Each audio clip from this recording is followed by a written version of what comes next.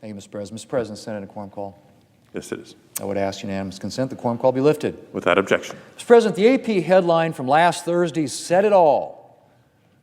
Quote, U.S. inflation highest in 40 years with no let-up in sight, end quote. With no let-up in sight. That's life in the Democrats' America. In January, U.S. inflation hit 7.5%, the highest inflation since February of 1982. Inflation's now been above 5% for the past 8 months. There are people raising families today who have never experienced this kind of inflation in their entire lifetimes. American families are hurting, Mr. President, hurting badly. The average American household spent an estimated $3,500 more last year as a result of inflation. $3,500. That's a lot of money for an ordinary family. A lot. Everywhere they turn, families are facing higher prices. Whether it's ground beef for the chili, bunk beds for the kids' room, or a new car to accommodate a new addition to the family, higher prices are the order of the day. The price of chicken is up 10%. Pork is up 14%. Beef roasts are up 19%. Eggs are up 13%. Citrus fruits are up 10%. Whole milk up 8%. And the list goes on. Furniture and bedding were up 17%. Major appliances are up almost 10%. Tires are up 14%. Used cars and trucks are up 40%. And then, Mr. President, there's energy prices. Fuel oil is up 46%. Gas prices are up 40%. Natural gas is up nearly 24%. And on and on and on. And predictably, Mr. President, inflation is having its biggest impact on those least able to afford it. A recent Penn-Wharton budget model study found that lower-income households, on average, faced an even greater spending increase in 2021 when compared to higher-income households as a result of inflation. It's no wonder that 69% of Americans disapprove of the President's handling of inflation. Mr. President, Democrats have talked about wage growth. Well, here's the story on wages. Despite wage growth, Americans received a de facto pay cut in 2021 thanks to inflation. Between January 2021 and January 2022, real average hourly earnings declined by 1.7%. A pay cut. So how do we get here, Mr. President? Well, obviously, the reopening of economies and supply chain issues have created inflationary pressures for the United States and countries around the world. But a big part of the reason things are so bad in the United States today is because Democrats decided to pass a massive so-called COVID relief bill last March that far exceeded anything the economy needed. That's right, when Democrats took office last January, inflation was 1.4%, well within the Fed's target inflation rate of 2%. And it might have stayed there had Democrats not decided that they needed to pass a massive and partisan $1.9 trillion spending spree under the guise of COVID relief mere weeks after Congress had already passed a major COVID bill, one of 5 COVID bills, I might add, that passed in 2020, all bipartisan. Mr. President, the definition of inflation is too many dollars chasing too few goods and services. And that's exactly the situation Democrats helped create with their so-called American Rescue Plan. They sent too many dollars into the economy, and the economy overheated as a result. And you don't have to take my word for it. Let me just quote a recent New York Times article. I'm quoting here, Mr. President. The United States has had much more inflation than almost any other advanced economy in the world, said Jason Furman, an economist at Harvard University and former Obama administration economic advisor. He used comparable methodologies to look across areas and concluded that U.S. price increases have been consistently faster. The difference, he said, this is Jason Furman, former Obama administration economic advisor, the difference, he said, comes because the United States stimulus is in a category of its own, end quote. Well, Mr. President, despite all of this, despite the fact that it was Democrats' massive March spending spree that helped plunge our economy into this inflation crisis, there are still Democrats out there who want to double down on the strategy that helped get us into this mess in the first place and pass yet another massive spending spree that would undoubtedly make this inflation disaster even worse. U.S. inflation highest in 40 years with no let-up in sight. With no let-up in sight. That was the headline, Mr. President. That's where Democrat policies have gotten us. I was actually pleased to hear this morning the Democrat leader come down here and talk about inflation, and it seems to be, at least maybe because of polling or whatever, starting to be realized by my colleagues on the other side of the aisle that this is an issue that's having a massive and very adverse impact on the pocketbooks of the American people, particularly low-income Americans. Because you see, Mr. President, inflation is a tax that hits every American, but it affects and impacts lower income and middle income Americans the most.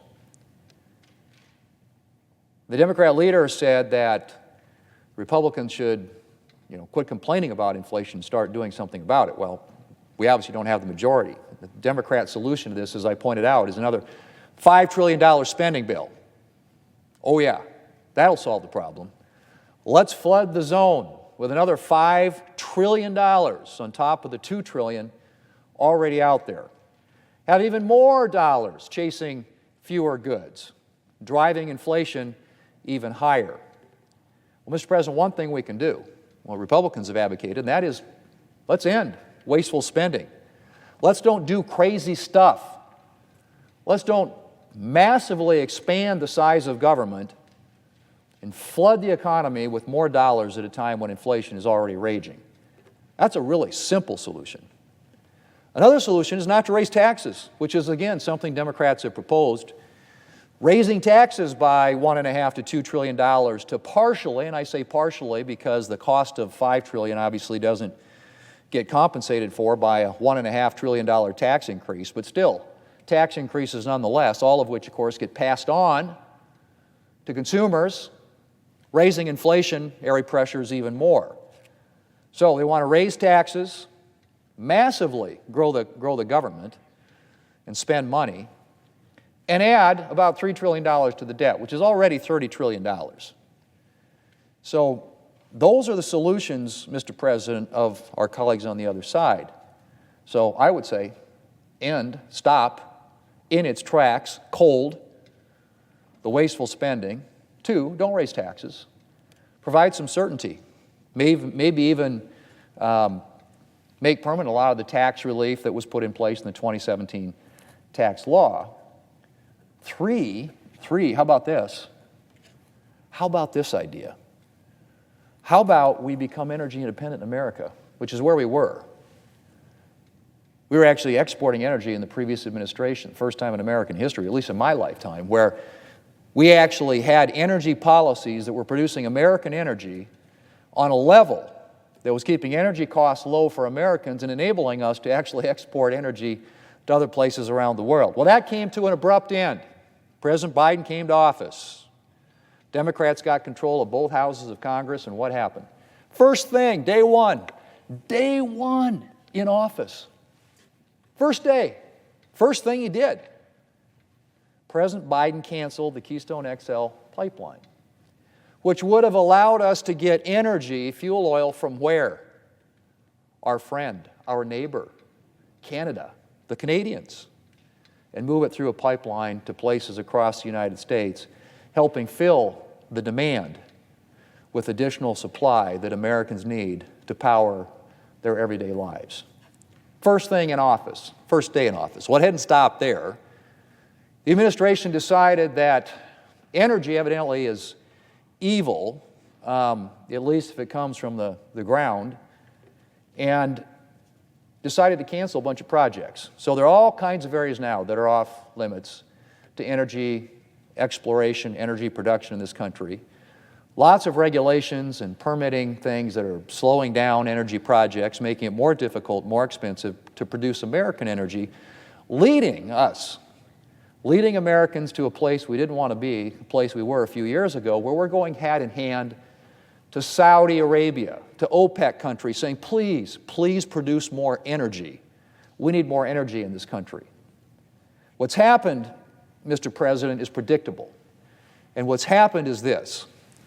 The demand for energy in this country is great. We're coming out of a pandemic. People are going back to work.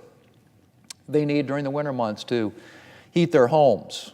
They need fuel to get where they need to go, transportation, to work, to travel. So the demand for energy is up, supply is going down, so what's happening? Boom. Simple. Really pretty simple. It's economics. The price is going up. So the price of oil in this country is now pushing $100 a barrel. Gasoline prices, as I mentioned, are up 40% over a year ago. It is simple math, it is simple economics, Mr. President, and there are some Democrat senators now who are suggesting, well, let's just waive the gas tax temporarily. The gas tax, which pays for all the infrastructure that we travel on in this country, and which would leave a huge hole, obviously, in the Highway Trust Fund, which is critically important to every state in the Union that depends upon the federal government and the Highway Trust Fund and the fuel tax to fund the infrastructure that enables our economy to move and keeps us competitive in the global marketplace. That's their solution. Now, it's short term, obviously to benefit, to try and gain some political advantage at a time when people all of a sudden now on the other side are starting to worry, efforts being led by 4 Democrats who are up for re-election this year. No surprise there, because they've understood now what we know, and that is the American people are fed up and frustrated.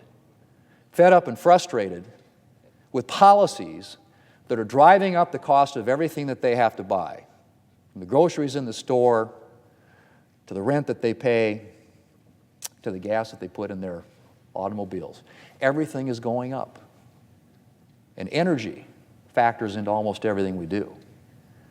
The pound of hamburger that you buy at the grocery store probably had to get there from somewhere, unless you live in the middle of the country, where some of us do. But if you live on one of the coasts, you probably had to get it, had to have transportation to get it to the destination. So it's factored in, it's baked into the cost of everything. So when fuel prices go up, when natural gas prices go up, when the cost of energy generally goes up, everything else goes up with it. It's economics, Mr. President. The solution isn't a short-term political ruse to try and provide political cover to people who are running for re-election. Is to put policies in place that encourage American energy independence, that invest in American energy. And Mr. President, that can be done in ways now with the technologies we have that are environmentally friendly. But we have to be energy independent.